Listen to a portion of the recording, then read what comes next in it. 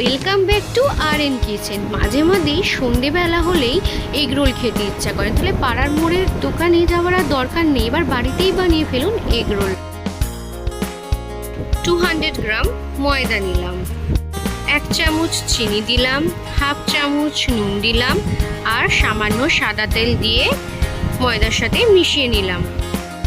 পরিমাণ মতো জল দিয়ে ময়দাটা মেখে একটা ডো বানিয়ে নিলাম। 4টে লেচি হয়েছে।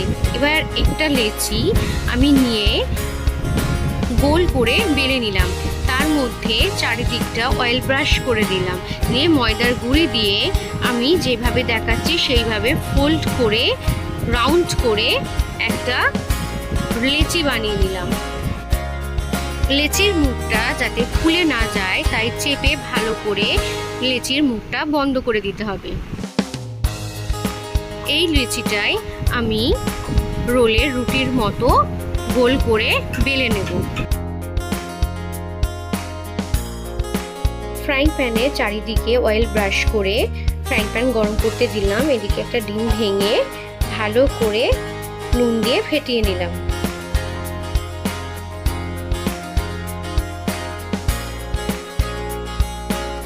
ফ্রাইং প্যানে তেল গরম হয়ে গেছে। এবার আমি রোলের রুটিটা এপিট ওপিট দুপিট ভালো করে ভেজে নেব।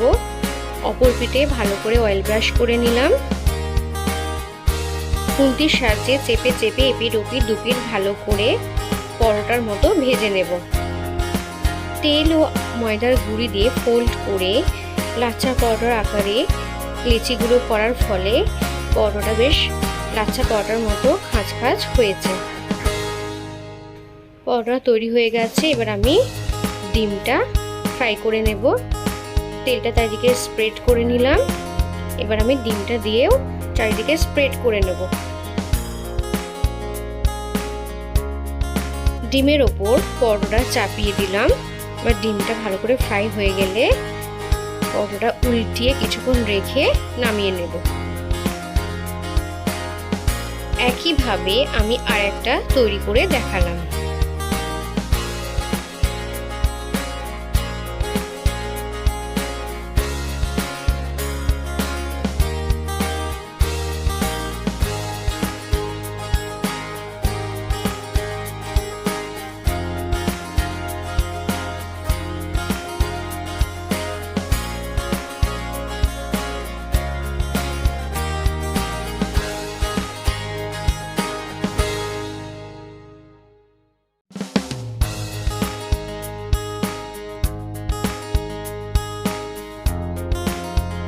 রোলে স্যালাডের জন্য পেঁয়াজ কুচি, শসা কুচি, লঙ্কা কুচি, লেবু, টমেটো সস আর রেড চিলি সস নিয়েছি।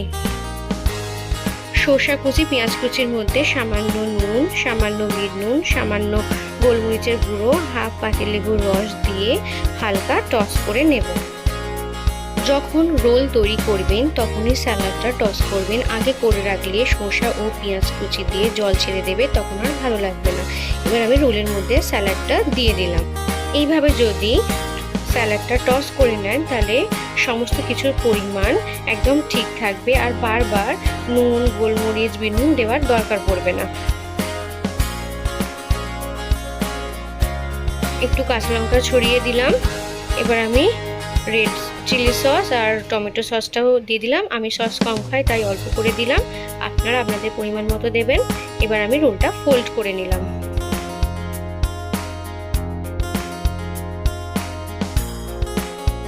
এবার আমি টিস্যু পেপারের মধ্যে রোলটা ফোল্ড করে দিলাম। আর তার সাদা পেস্ট দিয়েও রোলটা ফোল্ড করা যায়। আমার তো এগুলো বানানো হয়ে গেছে, এবার আপনারাও বানান। আমি এটুকুনি বলতে পারি, পাড়ার ফুড স্টলের রোলের থেকে আপনার হাতের বানানো রোল হবে অনেক বেশি tasty. If you like my recipe, please like, comment, share and subscribe my channel. Press the bell icon for more notification and updates. Bye bye, see you soon, stay well.